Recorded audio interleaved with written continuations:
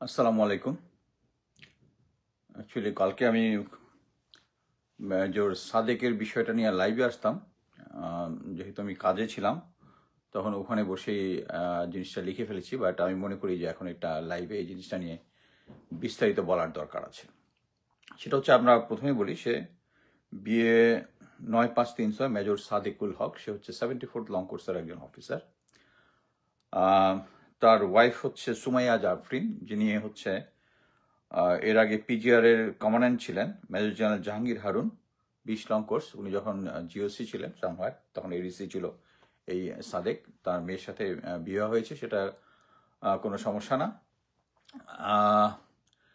যেটা হয়েছে, প্রথমে আমি বলেছিলাম যে তার পোস্টিং হচ্ছে 36 ইস্ট বেঙ্গল রামুতে, এবং তার সিও যিনি মুস্তাফিজুল ফেরদৌস তার নাম,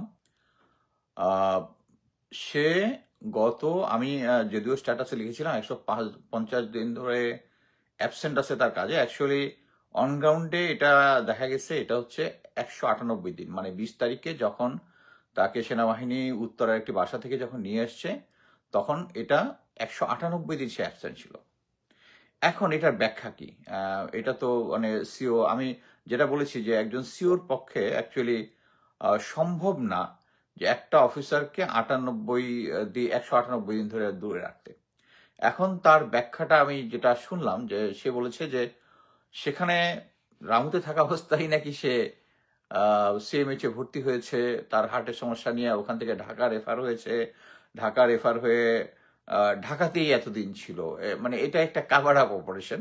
অ্যাকচুয়ালি বাংলাদেশ সেনাবাহিনীর যে কোনো অফিসার যদি সিএমএইচ এর সম্ভবত 100 ডেজের বেশি, সংখ্যাটা কম বেশি হতে পারে, যদি থাকে, তাহলে তাকে কিন্তু তার টেম্পোরারি র্যাঙ্ক ডাউন হয়ে যায়। তার মানে হচ্ছে সে যদি মেজর হয়, এবং সে যেহেতু ইয়াং মেজর, তার মেজর র্যাঙ্কটা পার্মানেন্ট হওয়ার কথা না, সো সে কিন্তু ক্যাপ্টেন হয়ে যাবে। এটা কি করা হয়েছিল? হয়নি।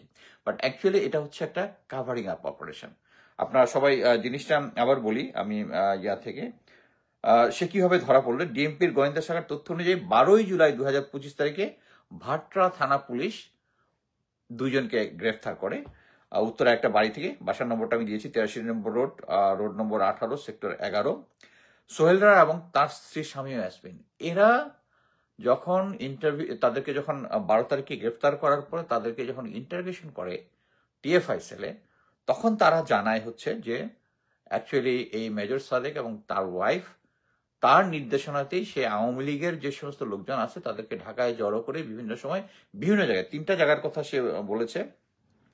একটা হচ্ছে মিরপুর ডিওএইচএস, কাঁটাবন, আর পূর্বাচলের সিসেল রেস্টুরেন্ট।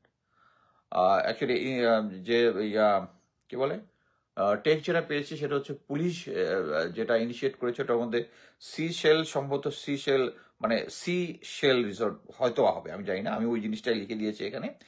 এখানে জানাইছে যে গত 8 জুলাই 2025 তারিখে সে জানাইছে বসুন্ধরা আবাসী এলাকার কেবি কনভেনশন সেন্টারে ওখানে 400 জন কর্মীর একটা প্রশিক্ষণ হয়, যেটা হচ্ছে যেটা আপনারা আমার দেশের রিপোর্টে দেখেছেন, যেটা হচ্ছে হিট অ্যান্ড রান টাইপ একটা ট্যাকটিক্স। এটা প্রশিক্ষণ কে দিয়েছে? এই মেজর সাদেক এবং তার ওয়াইফ।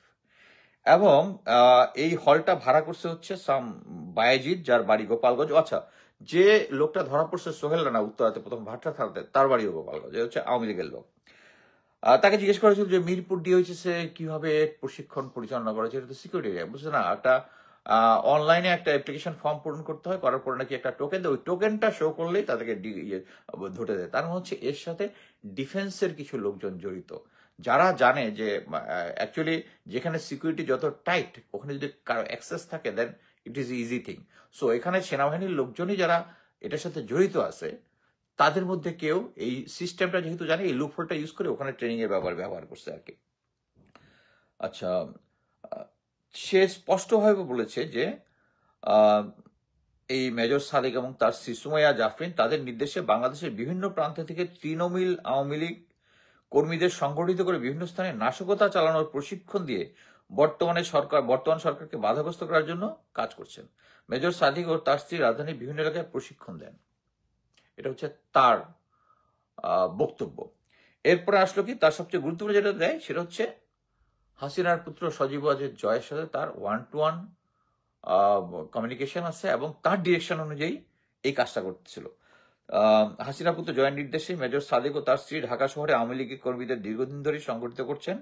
তাদের মূল পরিকল্পনা হচ্ছে সুযোগ মতো 3 থেকে 4 লাখ আওয়ামী লীগ নেতাকর্মী সমাগম ঘটিয়ে প্রথমে তারা বিমানবন্দর অবস্থান নেবেন, পরবর্তী শাহবাগে অবস্থান নেবেন, এরপর ভারতের সাথে সমন্বয় করে শেখ হাসিনাকে ফেরত নিয়ে আসবে। এটা অবশ্যই একটা হাস্যকর প্ল্যান, তো কোনো ডাউট নাই এটা সম্ভব না। কারণ এই পার্টিকে আমরা দেখেছি যে বিমান দুর্ঘটনার সময় একটা পাবলিক সেন্টিমেন্টকে কাজে লাগিয়ে তারা একটা ওখানে অ্যাটলিস্ট 100 লোকও জোগাড় করতে পারে নাই। বাট জিনিসটা হচ্ছে এখন একটা জিনিস বুঝতে হবে যে একজন সেনা অফিসার, সার্ভিং সেনা অফিসার 198 দিন, আমি এর আগে ইয়াতে লিখেছিলাম 150 দিন, এটা এখন 158 দিন অ্যাবসেন্ট থেকেছে শুধু হসপিটালের ছেলেদের, এটা সম্ভব না। এবং এটা একজন সেনাবাহিনীর অফিসার এতদিন ধরে আছে, তাকে টেম্পোরারি মানে